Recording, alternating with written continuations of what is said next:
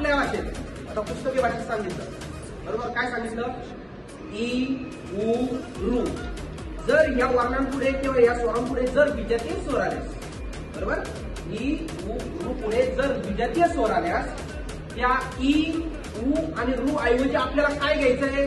तर ई ऐवजी घ्यायचं य, उ ऐवजी घ्यायचं व आणि रू ऐवजी घ्यायचं र.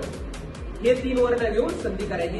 त्यास म्हणायचं यनादेश संधी असे म्हणतात. आलं लक्षामध्ये? ई बद्दल य, उ बद्दल व आणि रू बद्दल घ्यायचं र. त्याला म्हणायचं यनादेश संधी. स्वर संधीचा चौथा का 5वा प्रकार? स्वर संधीचा 4था प्रकार. पहिला प्रकार आपण शिकला दीर्घत्व संधी, बरोबर? बरोबर. काय होती दीर्घ संधी? 2 सजातीय स्वर लागोपाठ आल्यास, असं होती ना, 2 सजातीय स्वर लागोपाठ आल्यास त्याच जातीचा दीर्घ स्वर घेऊन संधी करायची. अ पुढे अ येऊ दे, नाहीतर आ येऊ दे, त्याबद्दल काय घ्यायचा? आ घ्यायचा. ई पुढे लहान ई पुढे मोठी येऊ दे किंवा मोठे ई पुढे लहान येऊ दे, बरोबर? त्याच जातीचा म्हणजे मोठी ई घेऊन संधी करायची. उ बद्दल पण तसंच, लहान उ पुढे मोठा येऊ दे, बरोबर, किंवा ऊ सच्या बद्दल किंवा ऊ सच्या पुढे ऊ उंटाचा येऊ दे, त्याबद्दल त्याच जातीचा ऊ सचा घेऊन संधी करायची. त्याला म्हणायचं दीर्घत्व संधी, बरोबर? ती झाल्यानंतर शिकलो आपण कोणती संधी? गुणादेश संधी. बरोबर. गुणादेश म्हणजे काय होतं? आदेश म्हणजे काय सांगितलं होतं? एका वर्णाच्या जागी. आदेश म्हणजे आपला संधीमधला आदेश. काय होतं?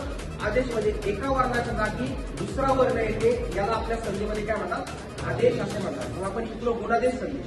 बरोबर. गुणादेश संधी म्हणजे काय होतं? हे 3 वर्ण किंवा हे जर घटक काय होत असतील त्याला म्हणायचं गुणादेश संधी. बरोबर. गुणादेश झाल्यानंतर दुसरा कोणता प्रकार होता?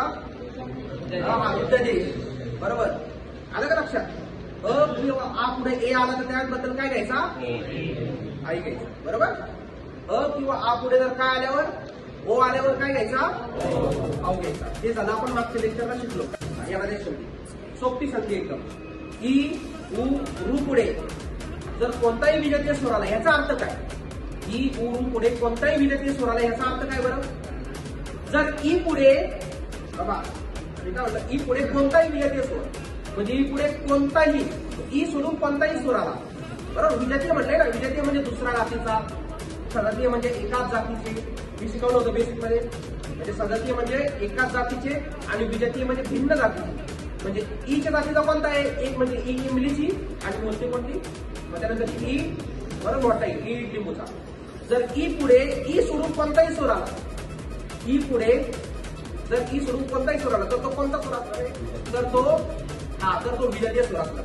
त्यांना सांगायचा उद्देश असा, जर ई पुढे जर ई सोडून कोणताही स्वर आला, बरोबर, तर ईच्या ऐवजी य घ्यायचं.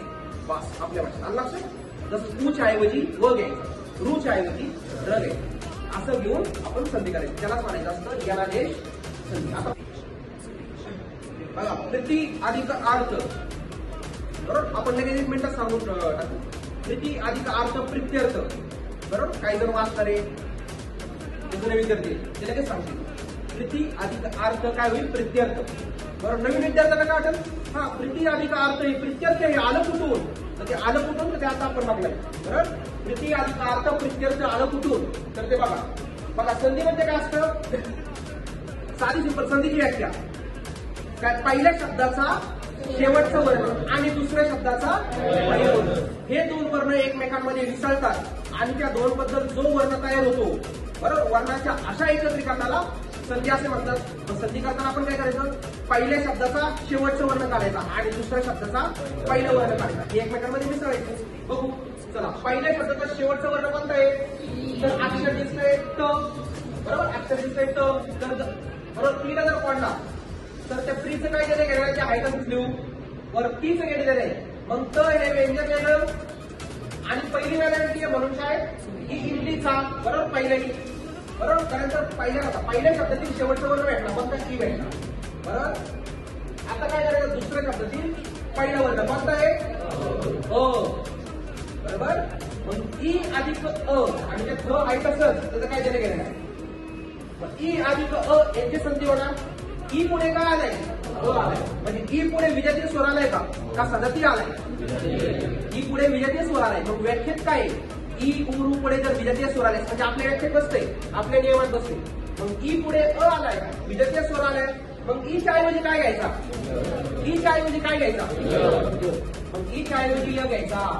बस, बाकी सर्व आहे तसंच ठेवायचं. अक्षर बनवा.